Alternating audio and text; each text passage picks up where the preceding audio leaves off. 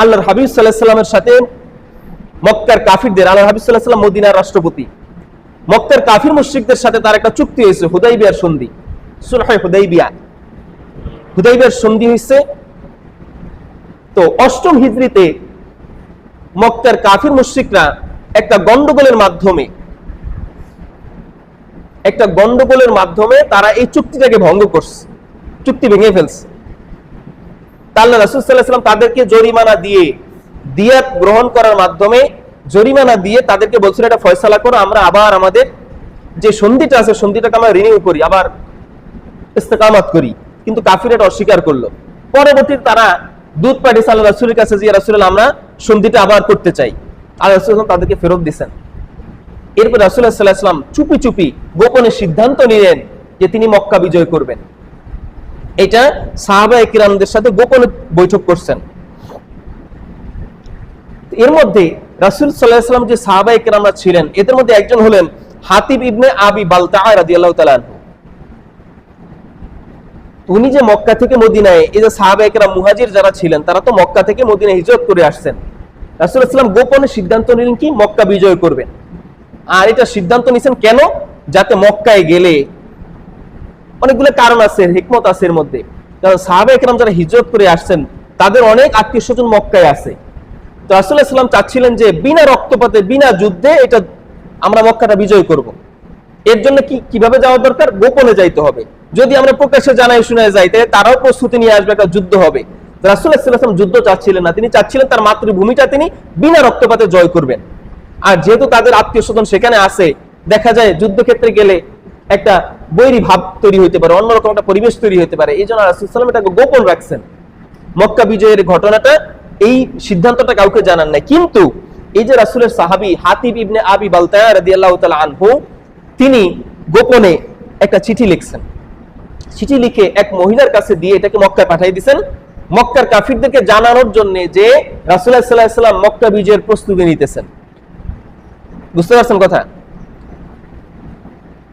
তো এই ঘটনা আল্লাহ তাআলা রাসূল সাল্লাল্লাহু আলাইহি ওয়াসাল্লামকে ওহীর মাধ্যমে জানাই দিয়েছেন যে আপনার একজন সাহাবী, আপনার একজন সহচর, আপনার মক্কা বিজয়ের গোপন সিদ্ধান্তের এই ঘটনাকে, এই সিদ্ধান্তকে চিঠিতে লিখে মক্কায় পাঠিয়ে দিয়েছে এক মহিলার কাছে, এক মহিলার মাধ্যমে।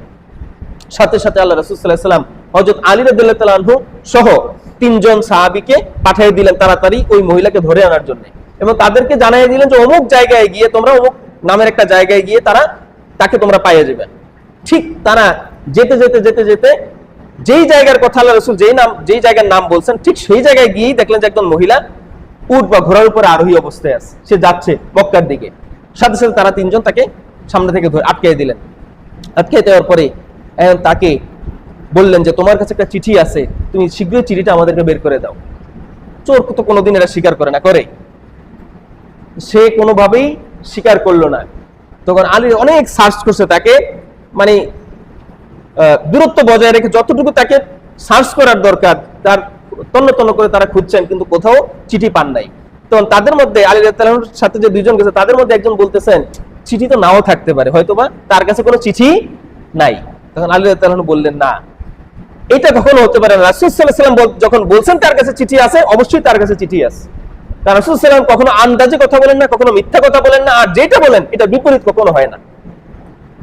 তো যখন তারা নাসুর বান্দা মহিলাকে বললেন, তুমি চিঠি না দেওয়া পর্যন্ত, আমরা জানি তোমার কাছে চিঠি অবশ্যই আছে, চিঠি না দেওয়া পর্যন্ত তোমাকে আমরা এখান থেকে ছাড়বো না, তুমি চিঠি দিয়েই এরপর সামনে আগাইতে পারবা, এর আগে যাইতে পারবা না। তো যখন মহিলা দেখলো যে না, এদের থেকে আর ছাড় পাওয়ার কোনো সুযোগ নাই, তাদের চেহারা সুরত দেখে তখন সে চিঠি তার চুলের খোপার মধ্যে থেকে বের করে দিচ্ছে। ওনারা তার চুলের খোপার মধ্যে হাতায় নাই বা দেখেও নাই, দেখার সুযোগও নাই, চিঠি বের করে দিচ্ছে। তখন তারা চিঠি নিয়ে আল্লাহ রাসূল সাল্লাল্লাহু আলাইহি ওয়াসাল্লাম দরবারে চলে গেলেন। যাওয়ার পরে আল্লাহ রাসূল সাল্লাল্লাহু আলাইহি ওয়াসাল্লাম গিয়ে হাতিব ইবনে আবি বালতাআ রাদিয়াল্লাহু তাআলা আনহুকে ডাকলেন, ডেকে বলেন, হে বালতা, সমস্যা কি তোমার? এটা কি করলা তুমি? তখন তিনি একটা যুক্তি দিয়েছেন, একটা কারণ আছে এটার পিছনে। তিনি যে মুনাফিক ছিলেন বিষয়টা এরকম না।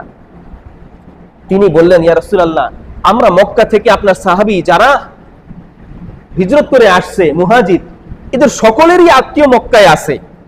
এরা যে ধন সম্পদ, টাকা পয়সা, ঘর বাড়ি, আত্মীয় স্বজন, সন্তান সন্ততি, পরিবার, স্ত্রী মক্কায় রেখে আসছে, তাদের আত্মীয় স্বজন এগুলো দেখাশোনা করে, তাদের কোনো টেনশন নাই।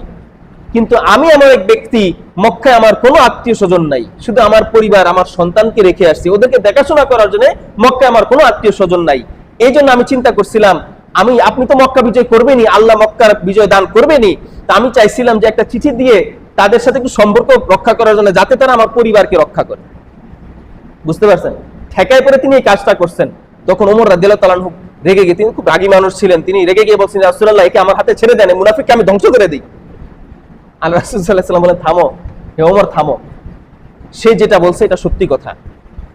সে আসলেই তার পরিবারের নিরাপত্তার জন্য, তার কোনো আত্মীয় স্বজন নাই পরিবার ছাড়া, তার পরিবারের নিরাপত্তা রক্ষার জন্য সে শুধুমাত্র এই কাজটা করছে। আসলে সে মুসলমানদেরকে ক্ষতি করার জন্য বা কাফিরদের সহযোগিতা করার জন্য এই কাজটা করে নাই। সে তার পরিবারের নিরাপত্তা, সিকিউরিটির জন্য শুধুমাত্র এই কাজটা করছে। শুধু তাকে ক্ষমা করে দাও। এই যে দেখেন, কাফিরদের সাথে তার সম্পর্কটা রক্ষার কারণ ছিল একটা, তার পরিবারের নিরাপত্তা। কিন্তু এই চিঠিটা যদি মক্কার কাফিরদের কাছে যাইতো, তাহলে রাসূলের সমস্ত যে প্ল্যান ছিল, এই প্ল্যানটা বাতিল হয়ে যাইত। এরকম আমাদের মধ্যেও, মুসলমানের মধ্যে যারা মুনাফিক, যাদের ইমানের ঘাটতি আছে, এরা যদি কাফিরদের সাথে সম্পর্ক রাখে, এর দ্বারা ইসলামের ক্ষতি হয়। কাফিররা কখনোই ইসলামের ক্ষতি ছাড়া উপকার করতে পারে না। ওনার সম্পর্কটা ছিল অন্তরঙ্গ সম্পর্ক ছিল না।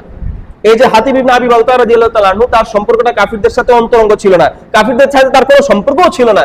তিনি শুধুমাত্র চিঠিটা পাঠাইছেন তার পরিবারের নিরাপত্তা রক্ষার জন্য, একটা মেকি সম্পর্ক, একটা নকল সম্পর্ক তৈরি করার জন্য, যাতে তারা তার পরিবারের নিরাপত্তা দেয়।